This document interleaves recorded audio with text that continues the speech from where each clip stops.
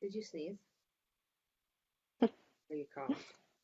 All right, we are live. Thank you so much, everyone, for joining. And I will turn it over to our presenters, Windi Sasaki and Dr. Sara Furr. Hello, everyone. So my name is Windi Sasaki. I use she and they series pronouns, and I am the Director of Equity and Inclusion on the ACPA Governing Board. I also work at the University of California at San Diego as the Asian Pacific Islander Middle East and Fezzi American Program Manager. And so I'll let Sara introduce herself. Hi, I'm Sara Furr. I use she, her pronouns.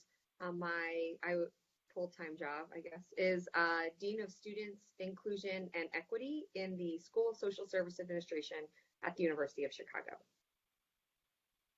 Thank you. So I'm really excited that Sara agreed to have this conversation with me today as we're talking about self-care in student affairs. I shared with Sara that as part of my day job, I guess, that I worked with a colleague to do some training for some of our student leaders. And one of the things that we came across as we were trying to do that was some of her research. And that we were using a concept to talk about self-care in talking about the way that our student leaders and student organizations think about caring for one another. That a lot of the things that they're trying to do are to take care of their communities, and that sometimes that means they're not taking care of themselves because they're more invested in taking care of the community. So we talked about this very specifically with them. Many of them were students of color, and we talked about the ways that they hear self-care, that sounds like something that other people are doing and not necessarily things that they're supposed to do, but they are ingrained in our cultures, and that there's a lot of things that exist in our cultures that are being marketed as things for self-care, and so we should be thinking about how we go back and use them authentically for ourselves because they've always been a part of that. But the other thing that we talked about was it was important for us to take care of ourselves as part of the responsibility that we have to the community, that we're not good at it taking care of the community, we haven't taken care of ourselves, and that there's a lot of other things that are part of taking care of the community that might involve involving other people and allowing them to help you so that they are learning also how to take care of the community. So I think that a lot of that is relevant to the way that we do our work. We are often responsible for, or feel responsible for, other people and our students in doing that, and if we haven't taken care of ourselves, then we run into problems ourselves and how long we can do our jobs. So I don't know if there's things you want to add to that, Sara. Yeah, I mean, the thing that I discovered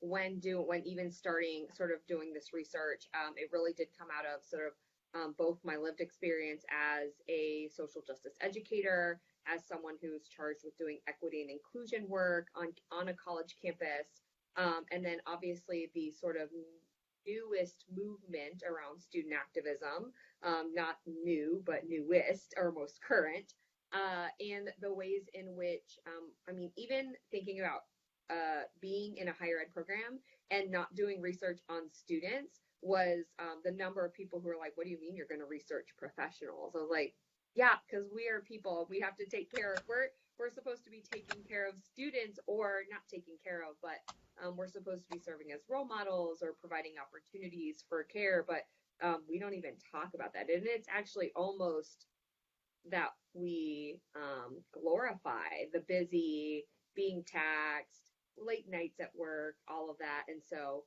I was just really interested in how we are, how are we supposed to sustain that? Like, we are still human beings, at least I am, I will say. And so how are we, the idea that we're just supposed to sustain that for, I don't know, how long, forever, short periods of time, you know, it just seemed really important to delve deeper into, but also simultaneously to be working with folks to discover what does it look like to create a comprehensive wellness plan that isn't just about providing care, one shot sort of self-care moments during times of stress. So I think that when we're thinking about our own self-care, that we, like we think about sometimes what we're responsible for, the time that we're taking, and how we're using that. And I think one of the other tools that I use when we're talking about students is that a lot of times they're only using distraction as self-care. I'm going to go and watch. I'm going to go binge on things on Netflix, or I'm just going to sit and do that. And really, those are distraction tools rather than how are we thinking about what are the things that we're doing that might help us process things, and what are the multiple kinds of activities that we might be doing. And I know in looking at some of your research, there were things that you had suggested to people to do or asked them to do that weren't just distraction. I don't think they were a distraction quite at all necessarily. And can you share some of that kind of information? Yeah, so I really used a wellness-focused model and adopted it a bit specifically for the research that I wanted to know more about. So we think about sort of the main elements of or dimensions of wellness. It is emotional, physical, social, intellectual, spiritual, and then occupational wellness. And I, because I was looking at a subset of professionals, I centered occupational wellness because it's an occupation we often choose.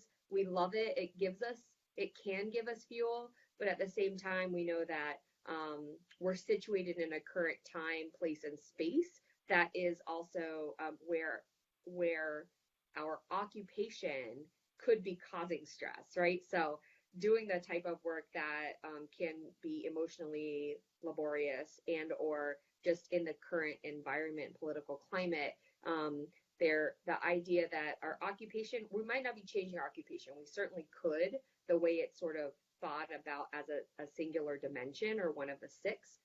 Instead, if we are committed to the work that we're doing, and I think for a lot of folks, we want to keep doing the work we do, we feel called to it, then how do we focus our energy around the other 5 elements that are going to allow us to show up as our most well at any point in time? And so I provided some suggestions with that, but because the way my study was designed, folks really could push back or give more or broaden what those elements might look like or what those dimensions might look like. So with physical wellness, that for me, that was, I sort of defined that as movement. And I asked folks to make sure they did 30 minutes of movement every single day. And movement could be stretching. It could have been walking. A lot of folks even talked about, like, they didn't implement some exercise plan with that. They just took a longer route between meetings to get a couple of extra minutes of walking because they knew they were already going to have to walk to that meeting anyways. So, and the ways in which just taking a longer route or having that movement every day contributed to their overall wellness. So, so these elements were sort of defined, but what folks put into them was really a conversation that we had together. The idea that social wellness is going to be different for some folks. For some folks, that was binging sometimes, that was sort of their way of being connected socially because they were watching the same show that other folks were watching, and so that contributed to it. For some folks, it was absolutely going to like a book club or being in community or ensuring that they made phone calls to folks every day. So they just had to do one or two. So one sort of suggestion in these elements, and then reflect on that every day. The amount of time it took to actually implement these pieces for folks, it all at the bare minimum was less than an hour a day. And there were times when people couldn't find that for themselves because of all of the things that might have been taxing, either from their job or just feeling so much fatigue or feeling really burnt out, that even finding 5 minutes to jot a couple notes about how they were feeling was actually really, really hard to do. Are those things that you do? Like, how do you implement that in your life? Yeah, so for me, over the past 8 or so years, I really have focused on having a comprehensive wellness plan that for me becomes kind of non-negotiable. In the physical element, it is often something fitness. I love group fitness, so I teach group fitness classes. I take group fitness classes. Sometimes I don't do that, and I'm just like dancing in my kitchen. But the physical movement, again, I just think is so integral and important. So those are the things that for me are, I build those into my schedule to make sure that they aren't like just if I have time. Because the truth is, I could always not have time. Could always be swamped with work. I can always work late. There is always more work to do. Um, but signing up for things made made me sure. That doesn't make sense. Made how am I trying to phrase the sentence? Made you committed to it, right? Because you That's had a the different word. level of commitment to it because you signed up for it and accountability, Exactly. right? Yes. Yeah. So not everyone needs that. I mean, some of the participants, they committed to going to like the their campus basketball lunch hour or whatever, because they knew other professional staff were going to be there, and so they just made that the thing that they were going to do. And they knew people would ask if they didn't show up, and so it doesn't have to look a certain way. I think for me, it also made me a lot more intentional around gratitude, both one of the elements around sort of spiritual wellness. For me, a lot of that is reflection, and then being connected to my community too. So I would block out time to like write cards to people. I just pick 3 people a week, write a card to them. It took 5 to 10 minutes to do, and it just having that time with myself, and then thinking about folks in my life who give me life or bring me joy, was really helped with that. So finding really like what are the things that you can do that support your wellness comprehensively, and how do you put that in place, that will help you sustain the times when it's more stressful, as opposed to what I think self-care calls us to do is like recognize you're stressed, now do something. That's kind of too late almost. It is a very reactive, it's not too late, that's a little dramatic, but it's a very reactive sort of way of thinking. And what my work and even future work, what I hope to do is really think about how do we all implement um, a wellness plan that is designed by us, maybe in consultation with another person or with resources that will help them, but designed by us and like fits your life and your like the things that bring you joy. Yeah, it was interesting because when I read some of the things around particularly physical movement and things like that, I think my first reaction is I don't like group fitness, Yeah. and I don't. Yeah, and I'm like, oh, I hated PE in high school and whenever I had to take it, and all of those things, right? And I also thought about it a little bit that my partner, who's also in the field, and I have noticed that we feel better if we have been able to take a walk. Like, in Okay. particular, he will say, I haven't taken a walk today and I don't feel good. Um, that and then I was reading something else about how people defined physical activity, and it was things like even cleaning the house, Mm-hmm. for some folks, because if you're vacuuming, if you take out the, like, think about it, if I take out the vacuum cleaner and I have to move around the house and bend and stretch and do some things that I don't necessarily do all the time, and I don't vacuum every day. So, those are things that sometimes are helpful. And as somebody who likes to schedule time or think about some of the things around efficiency, I was like, oh, that seems really efficient to clean to Yeah. clean my house and do this movement that might be really important. And then I Mm-hmm. feel good. I have a clean house Yeah. and I've moved. And Yeah. and sometimes those are things that also are helpful in trying to think about how to commit to it in a Yeah. different way. And I think it's really unfortunate that physical wellness has, right, it's a capitalistic venture. It has very normative ways of viewing it. right? And it is, and it has, and unfortunately, it's these like notions around health, and we have strayed away from the idea that it is actually just movement. Like, what movement makes you feel good? That can be walks, that could be vacuuming. I am not that person, Windi. So if you want to come vacuum my place, yeah, I'm always welcoming that. I have a really great vacuum, and I rarely use it. But yeah,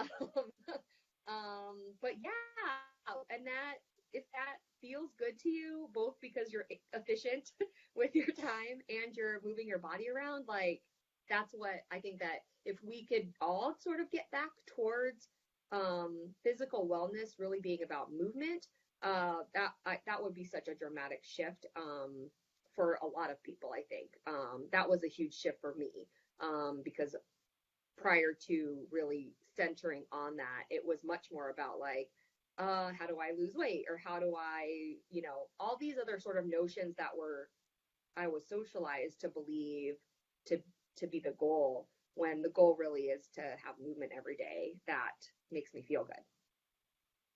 And I think that makes sense even in the context of like how the world has changed. I don't, like if we think about what people were doing, if I think about like what my ancestors were doing, it wasn't sitting at a desk most of the day, right? And Yeah. so they were, because like there's a lot of farmers in my family, and different kind folks that were working on things outside a lot. Yeah. That all required movement. All of those types of jobs required some kind of movement, and it means something different for me to have a job where I have a desk and I sit in front of my computer, and there's not a lot of movement in that. So I think our bodies weren't necessarily designed for those things, and so it's going to cause some other kinds of stress that we're learning how to deal with, because these are relatively new concepts in the like the history of people, right? Yeah. So. I also think it's important we don't lose sight of the other elements of wellness too, right? So yes. Emotional wellness, intellectual wellness, social wellness, spiritual wellness. When I did the study for my dissertation, spiritual was a very broadly defined term. But I know that sometimes that can, not everyone accesses that word in the same way either. It was very broadly defined, so that folks could define it for themselves, and what that might mean. And oftentimes they would find that elements would overlap. But even the pieces around emotional and intellectual wellness, having the time to, I asked folks to take 10 minutes a day to do something that's going to sort of feed their mind. And so that could have been a podcast. It could be, some folks picked a book and they just read it 10 minutes a day over the course of a month. And so the idea that we actually do that intentionally, as opposed to like hoping or thinking that maybe I'll have time to read a book one day, I think was also key components to how we think about ourselves as full people. It was interesting too, because when we brought that up with the students that we presented these things to, they had no trouble understanding movement, but they had a lot of difficulty kind of going, I don't understand what you mean. What do I do? Like, and wanted me to tell them what specific thing they did, and we were kind of like, well, look, we don't all do the same thing. Like there are two facilitators, and we both don't do the same thing, and it's going to look different based on what feels like the thing that's going to give you that, and what you feel like you need right now. Because I might need to be with a very defined like religious spiritual community if that's what I'm into and that's what I need to do right now. And if that's not you, then you don't do those things. Or there are people who are really good reflective writers and poets and things like that, and if that is not you, that will not work for you. So it is some things to find it, but giving them the examples that we did have of art and making art, of music and the cultural place that music has had in a lot of our cultures that have meant that they were connected to emotional and spiritual well-being, and connections to the community and the ways that people communicate with one another, were things that people hadn't considered, or that could be those things, and could be the things that were important to their emotional or intellectual well-being. Yeah, I mean, I think that is one of the questions I get asked most often is sort of, well, can you give me lists of options? And I've cultivated a list of, various podcasts that I like, books that I think are helpful. But again, that can be so personal that things I like, someone else might be like, Sarah, no, I don't like that. And that's fine. It's not about, I think for me, it's not about saying these are the things that are valuable. It's about you deciding this is what's valuable. Therefore, I'm going to give it 10 minutes a day. If that's all I have, because I always think about like, what's the bare minimum that I need or can do in order to end my day and know that I got to start it again the next day. And so thinking about 10 minutes is not a lot of time. And it's the type of thing that if you're short on time or you have a lot of responsibilities, you can add that. You can overlap these things, right? So you could be listening to a podcast while vacuuming, Windi, and you are checking off like multiple sort of elements of your own wellness, and building that in can just be helpful. Well, and I think we talked about 10 minutes with our, when we were talking about folks who are like, I don't really know what that is and I don't know what to do. We talked about 10 minutes being a good amount of time to do exploration, right? That maybe if they don't know what it is, they should explore that. And 10 minutes isn't a long commitment to try a new thing and explore it. And if it works, great, do it again. And if it doesn't work, we're going to explore something else. And that there's a lot of different places to do that, but it isn't the same kind of like, you have to commit to doing this whole thing all the time. And even if it's like, oh, I'm going to read a book, okay, we're going to borrow it from the library because it's free. And if you don't like it in 10 minutes, you can return it. And it costs you nothing aside from the 10 minutes. Yeah. So finding some of those things that might mean trying to figure out, like, is this the right thing? Does this fit with me? Do I want to try it again? And taking some time to explore that is also doing that kind of development. Yeah. The other piece that I like, two more things that I most definitely don't want to make sure don't get missed. One being the idea that we do this in community and have accountability with one another, so that it also normalizes the behavior, right? I think a lot of times, I talk to students, I talk to other staff who feel like doing something for themselves is somehow selfish, or takes them away from doing like quote unquote real work. And I work with a lot of activist groups and stuff like that, right? Like, oh, but that's not real work. And so if we're doing this in community and like intentional community that we've created, then it begins to normalize it, and because everyone's doing it, and we're talking about it too. So I don't need to feel shame for taking care of myself, which just, right, is sort of absurd that we've gotten to that place, but I completely understand how and why. But being able to sort of unlearn the notion that taking care of myself is selfish, and recognizing that it actually allows me to show up as my fullest and best self everywhere else I go, because I've done these other things that are for me and about me being well, that, and however you want to define that I'm able to show up 100% in my other spaces, or at least as close to that as possible. It's not like every day, but that I am fueling myself as the instrument, and not neglecting who I am in the process of quote unquote the work that we're doing. Yeah, we had this interesting revelation, I think, because we talked about with the students that self-care is important to caring for the community, and that if we weren't taking care of ourselves and doing some of these things, that we weren't going to be able to be fully there to support everyone.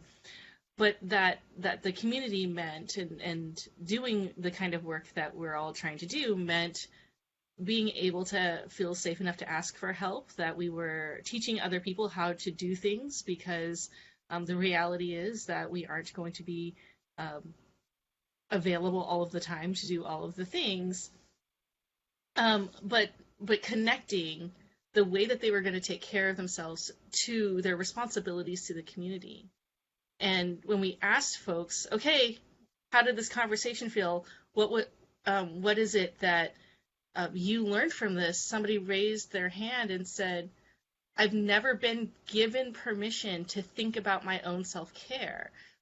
As a leader, and as somebody who's doing all these things, what has been more important is that I had to take care of everybody else. And so it's never been important what my self-care was. And you made me do it. You gave me permission to think about this stuff. And it really hit me, I think, then in particular, that's right. I think a lot of times, even in my job, it's not necessarily something that everyone is thinking about around me, particularly in the context of what the environment is in our departments and on the campus and things like that, to be given permission even to think about how my own self-care means that I can show up at work better. Yeah. And that's the other point I want to make sure isn't left unsaid, is the idea that our access to wellness as individuals is also dependent. The organization has a responsibility to that too. So, and you can define organization as big or small as you want it. I would define it as big as this field of student affairs. Like we need to first stop sort of glorifying the overworked, the more than 40 hours a week, the like you're not going to be compensated for everything that you do. We gotta stop doing that. Like that is like this normed idea in our field that I certainly believed it too. I came in feeling like, yup, this is what I'm signing up for, getting my master's degree to do, and that's just, it's irresponsible. It is absolutely irresponsible. And so as an organization, in particular, if you are a supervisor, if you hold organizational leadership in some way, you have a responsibility to create the organizational conditions that allow for every single person to access wellness. And so that means if somebody is wanting to invest and utilize therapy or a therapist, that you're willing to have a conversation with folks about whether or not appointment times might not happen outside of the 9 to 5. Sometimes you got a 10 o'clock appointment because that's when your therapist can meet you. You know what? Can you work that into someone's work schedule? Absolutely. Absolutely. And so pieces like that, ensuring that if there are not the greatest benefits for folks to access what they need around wellness, then it is using your voice at the tables where you're present to advocate for larger systematic institutional change that would allow for greater benefits then, if that's the case. So we have to recognize where our positionality exists and what power we hold in those spaces, and then absolutely implement the access that is necessary for everyone. So it's not enough that I'm able to go to and to sign up for things or to do what I need to do. It is every single person on my team should be able to do that. And so I do it to role model, but I also ensure that we're having open conversations about it so that folks know that they can create the plan that is also suitable for the conditions of their life. So everyone has different conditions, and recognizing that what this looks like for them is going to be different. And certainly we have there are always boundaries, America, but there are also places where those boundaries don't have to be so firm. And we have to get clear about that at first, I think. That's at least my ethos. And I think I got really loud. when I started talking about that. But probably folks in my office outside my office can hear me. But I just think that is absolutely a piece that's missing from this conversation around self-care. It points to you and says, you know what, you haven't done a good job to take care of yourself. What are you going to do? And the truth is that it's both and. It is that, yep, absolutely have a responsibility for my own care, wellness, however you want to define that. And our organizations need to be much better at creating the conditions to access the wellness plan that we want to implement for ourselves. It's the permission as well. Yeah. Yeah, well, no, I was thinking about that because I think in a previous department I worked in, the way that they tried to do that was by just organizing mostly exercise types of groups. There was a day that everyone could go do yoga. There was groups that were trying to train for marathons and triathlons. And it was always these big things, and that was their way that they said, we're supporting your wellness by giving you access to do these types of things. And I remember just kind of going, I'm not going to do any of those things. I don't think that's what my wellness looks like. And I don't know what the things were in that department to have accessed or used my time even differently to do something else. Because those things were the supported things. And so, right. So I think some of that is even how our supervisors having conversations about how that's personal to the person whose wellness we're talking about, because mine isn't going to look different than my colleagues. Yeah. Probably ever. Right. Yeah, and I think that, that is where, again, sometimes the notion of wellness, or even the notion of like physical wellness in particular, gets so heavily skewed into exercise. And exercise is a thing, and some people love it, and some people hate it, and it doesn't have. And really, again, I think that this idea of movement. So, we were going to do this. I'm going to be honest, we did not do this, and that's my fault. But we were having a staff meeting yesterday, and one of my staff members, we have a different person responsible for sort of a staff development, and we did half of what she wanted us to do. Part of it was to go for a walk around the block. And I was like, we're not doing that right now. We had a bunch going on. So that was my fault. I was like, we will do that at our next gathering to do that. But there's no reason why, when we're doing a team builder, a check-in, that you can't go walk around the block really quick. Again, move around the block, or whatever works well for the team. If that feels right for everyone. I don't want to discount the idea that again, even walking or movement might feel like a lot for folks. And so it doesn't have to be that. It doesn't have to be so prescriptive. And the idea that an organization can create these exercise groups or running groups, or, all the things that you described, it's not absurd that we can create other groups around other wellness, or allow people to define that for themselves, and then give them the time or space they need to do it. So it doesn't have to even be a group. So I'm noticing in the comments that somebody was very excited about you saying that we should stop glorifying some of this overextension in our field, and I was wondering if you had any suggestions or tips around that, particularly as someone who supervises other people, about how you do that and what that environment looks like. When you do your best to do that. I think sometimes in our field that's hard, right? Like, it's not that it's glorified, but that we're going to spend more time sometimes. And sometimes that's recognized because that's extra work that we're putting in. Yeah.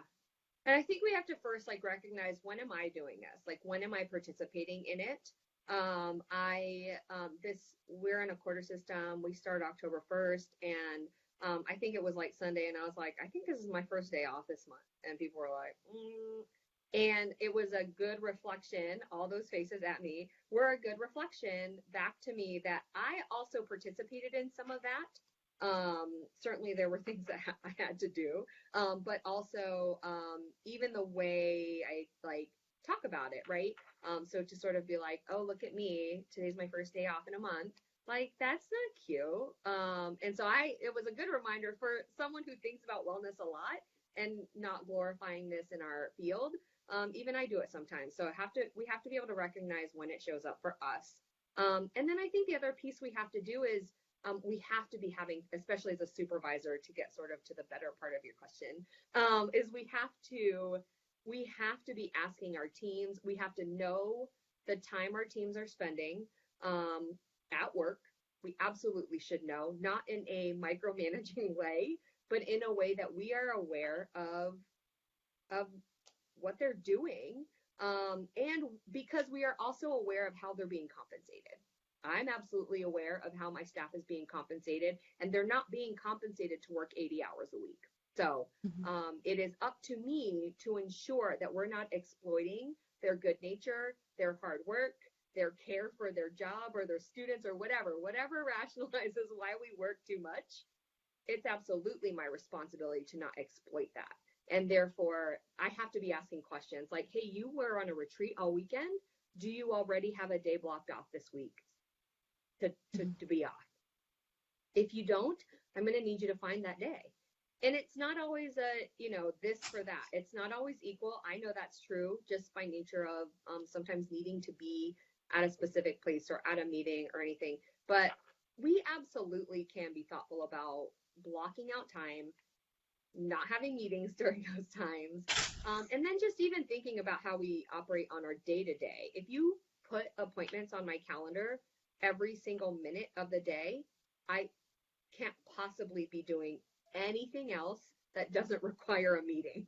So I can't be replying to emails. I can't be,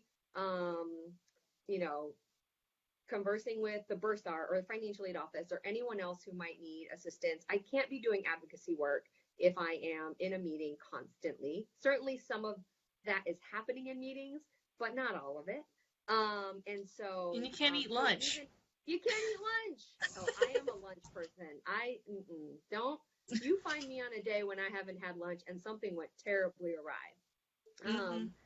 Because again, like, those are some of the things too I think we think about. So if you're controlling your calendar, awesome. If someone else does, then having that conversation to say like, I can't get booked this like back to back in this way.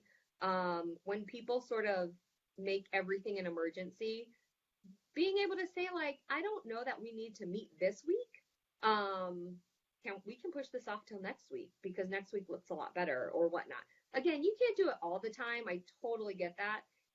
But when we can, then we should. And I think because we can't do it all the time, we think we can't do it, or we forget to do it, or we forget to think about where is this placed in the grand scheme of how the quarter's running or how my semester's running or what's a busy time for me. And so I think those are important. Like, people who have full-time roles, often they accrue vacation, and how often are you asking your team about taking their vacation? And that is not me prescriptively telling anyone what they have to do at that time, or what that looks like for them, but it is absolutely about them not working some days. Right. And I've maxed out on my vacation, so like yeah, well, I had comp time and I was using that instead. And so I was taking time, but it was also, if it gets to the point where we've allowed our staff to max it out, they start to lose that. And exactly, they shouldn't be losing that. Absolutely. Yeah. And so those are some of the things that I think they're not hard to do. If you're having a one-on-one with,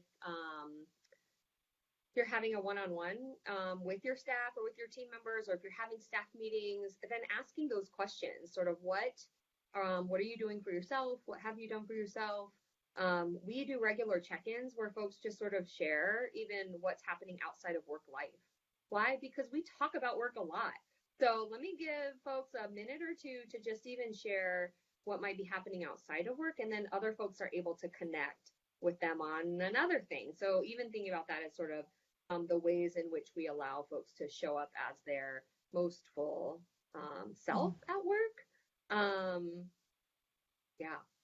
Yeah, and I've thought about that in terms of like I used to work in housing and residence life. I have a lot of mentees who are in residence life, and sometimes they would call me when they have their first job. And one of the first questions after, hey, how's it going? What are you doing? Has been usually, when was the last time you got off campus? And Mm. especially right around training and move-in, they're like, don't ask me that. No, you're going to have to answer it. I want you to actually think about when's the last time you got off campus, and that sometimes the wellness and the way that particularly live in and live on staff sometimes have to think about things is different, because I knew when I was living in that I could be in my apartment and I would hear something in the building and then go address it. And I wasn't it was different when I moved off campus. If I heard something in the building, I mean, sometimes I had to address it, but I didn't usually have to go do anything, and I had a different level of responsibility for what was going on outside than I did when it was a building that I was in charge of. So particularly for, I think, some of our staff that have capacities where they're living in and living on, that some of these things are even more necessary for them. And having watched a fair amount of people burn out of residence life, it can be particularly difficult. Yeah. Okay, so you had a question. Ooh. Okay, so Ashanti says, hi, I am so excited about this live chat. I am studying self-care and student affairs practitioners for my doctoral research. Current research guides me to Maslow's theory of burnout and its impact on helping professions.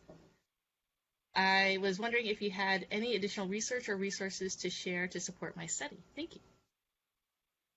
Yeah, I would, depending on who, or I guess depending on more parts of the study, I would also look at compassion fatigue. That is another element. It is has largely been studied mostly in social workers and medical professionals like EMTs and such. But compassion fatigue is a great one to look at. My research that sort of codified social justice fatigue pulled from compassion fatigue, burnout, secondary traumatic stress, and racial battle fatigue, because I was particularly looking at folks who held marginalized identities, but the idea that we are both coming to work with identities that are experiencing the world in a kind of messed up way. That's all I got right now.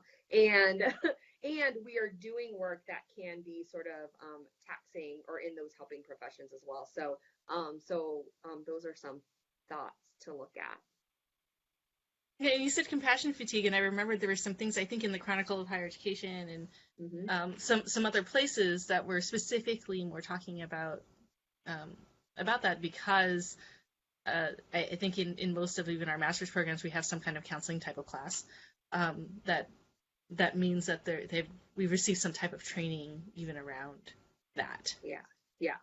And even if we don't, we know that comes up in various capacities. So in advising, in just a regular meeting you think you're about to have, things in a counseling nature certainly come up.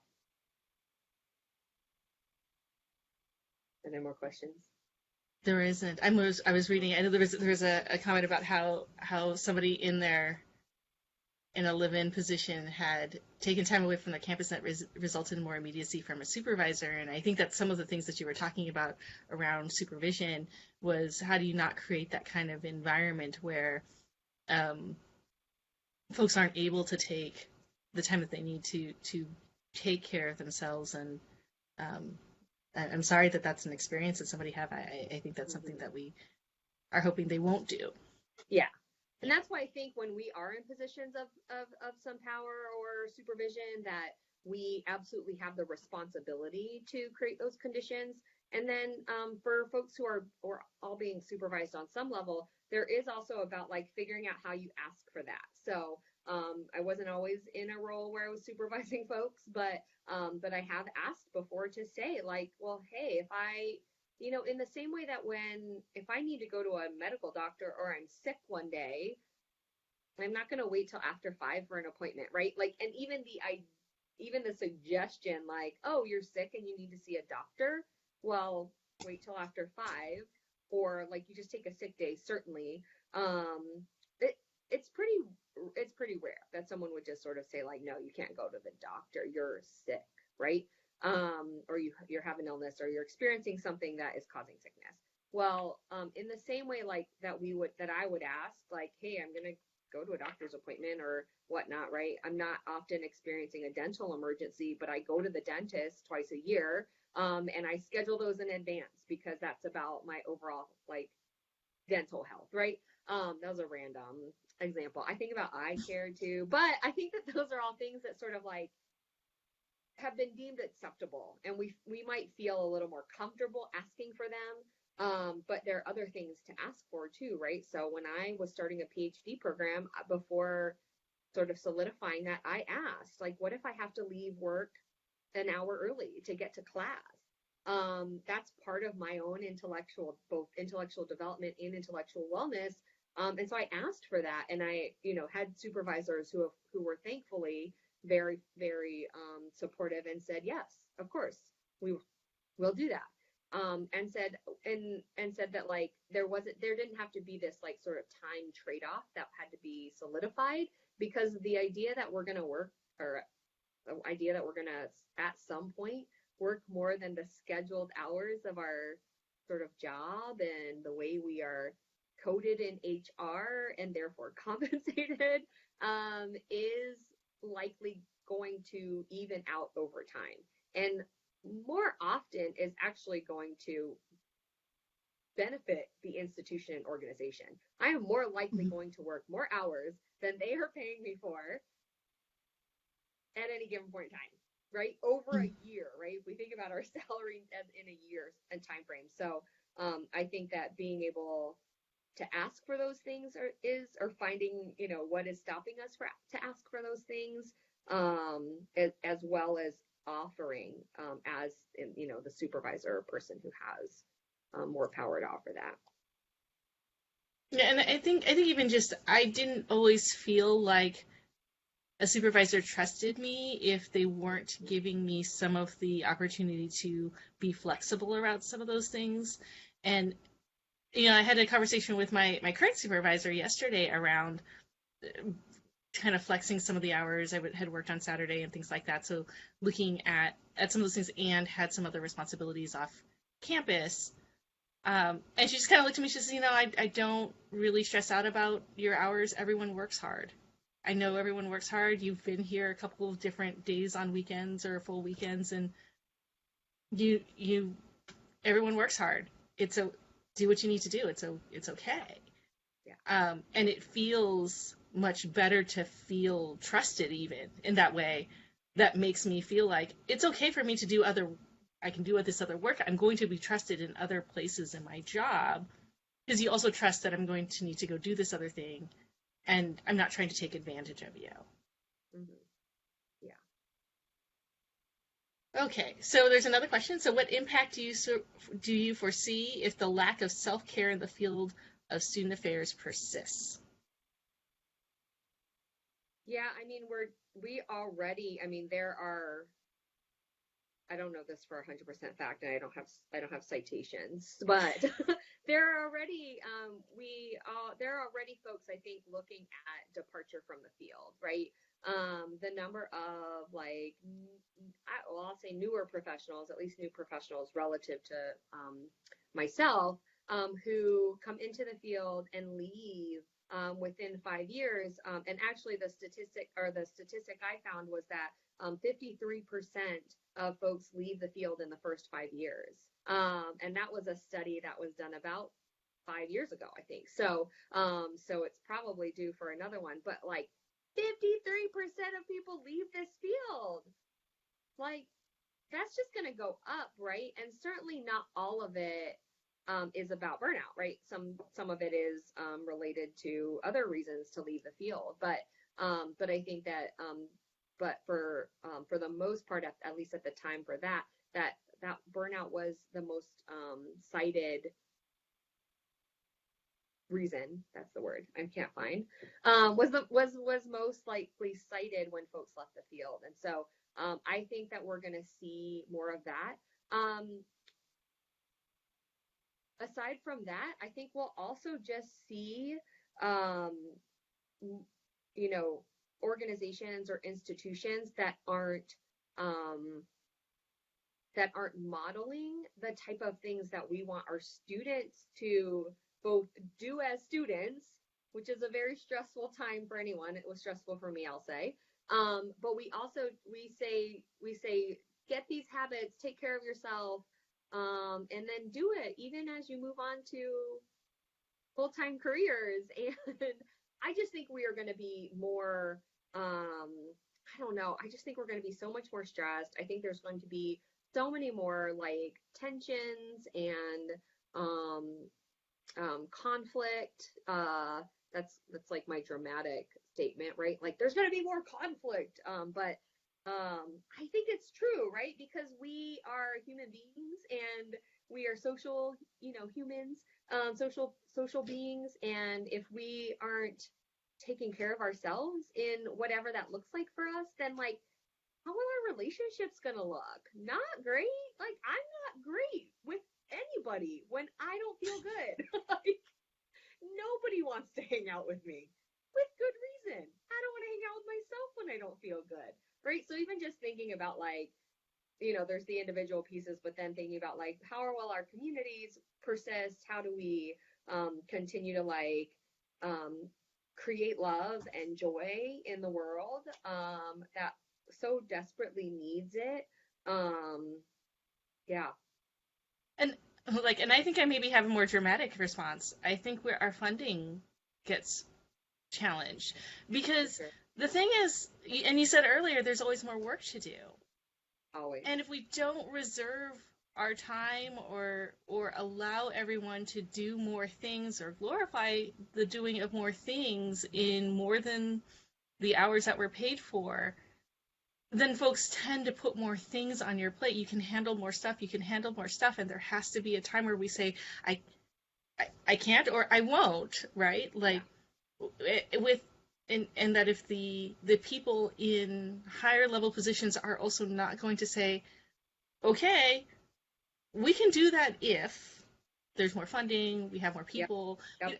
Because what's going to happen is that all of us are going to burn out from trying to do all these things. We tend to have a field of people who has a stronger level of care, of wanting to help. The number of RA interviews that we did where we said, why do you want to be RA? And people said, I want to help people, right? Yeah. Those folks sometimes end up being our colleagues. We know that relatively, some of them are there because they want to help people. Mm-hmm. And people are going to let us continue to do that, sometimes for less money, for to do that with more time than they're paying other people to do things. And what does that mean? Yeah. What does that mean for us when we do that? Yeah, we are absolutely, human resources are just as finite as our financial resources. And so we will absolutely exploit those to the point where folks will, again, if folks are, even when we just think about like the cost of retaining people. So if you only want to focus on your microcosm of your organization and not the field broadly, the idea that like, you actually spend 2 to 3 times the amount of money, so money, dollars, recruiting and onboarding new staff than it does to actually retain staff at your or in your organization. And so we will absolutely both exploit the human resources and the finite, and we have to recognize that is a finite resource. We are not, again, I'll just speak for myself. As a human, I have a certain amounts of capacity at any given point in time, and it is finite to a certain extent. And so I might be able to go 21 good days without anyone noticing that I'm tired or sleepy. But on day 22, like there may be problems for anyone who has to interact with me, and even for me, right? Maybe doing something that could cause me to lose my job or anything like, anything more severe. So, and then the idea that then there's a vacancy, we have to recruit for that vacancy, we have to interview, then we have to, right? All of those things have costs, both human costs or human resource costs for like human resources, but then also financial costs as well. And so it behooves an organization to actually think comprehensively about the ways in which they're ensuring that every single staff member has access to wellness, to a wellness plan, wellness initiative, whatever you want to call that, whatever it is that allows people to create that for themselves. And you're happy to help them do that. I am happy to help folks do that, of course. Yes, all the time. Yes. So I think we're pretty close to our hour. What? So is there anything that you want to say in closing that maybe help the folks who are listening today?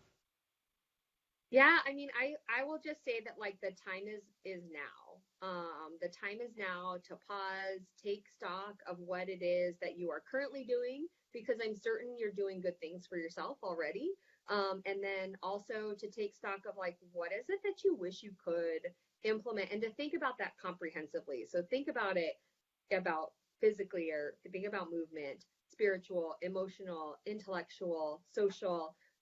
Think about what does wellness look like for you in those areas, and then is your current, how you're spending your current time, it congruent with that, and take stock right now, and then really start to think about how do you implement behaviors that allow you to be proactive in establishing a wellness plan or routine, so that you don't have to be reactive, so that it isn't about necessarily responding in times of higher stress. Because I know, I'll speak for myself, absolutely having many of these areas pretty standard in sort of when I think about my life by a week by week basis, that when in high stress situations, I'm typically kind of like, okay, yeah, that kind of sucks, and we can do hard things. So being able to respond and do hard things is absolutely because of some of the work I've done to ensure that I take care of myself on a regular basis. So I will just encourage folks, like, the time is now. It's not after you finish your PhD. It's not after you finish your master's degree. It's not once you get to the next job. It's absolutely right now, because I think that there are things that we can do, and our wellness plan can change over time. Yeah, I think the thing for me is I sit a lot with what that student said at the end of our session, that we have permission to do it, Yep. And if that's sometimes the thing that stops us, that we need to remember, we have permission to go and think about our self-care and to do it, because it's Yep. going to be important for us to do that, and it's going to be important for the people we are interacting with for us to do that. Yeah. So, Sara, I want to thank you so much for agreeing to have this conversation with me and to doing this today. And I'd like to thank all of the folks who are watching today for participating in our conversation. And I hope that this helps you think about the ways that you go and take care of yourself. Yeah. Thank you. Thank you. Bye. Thank you to both Sara and Windi for helping us out here at this conversation during Careers and Student Affairs Month. Just want to remind everyone to join us back here on Monday at noon Eastern Time for another conversation with Craig Elliott, Connie Cabello, Shruti Desai, and Gabe Marenko Garcia. We're going to be chatting about cultivating the next version of student affairs and exploring how we're crafting, rewriting the next version of student affairs centered in justice, love, and plurality. So come back on Monday for another round of Live with Leadership, and this video will be posted on our page right after we hit end, so feel free to share with colleagues or anyone you think may have missed the conversation today. So thank you so much.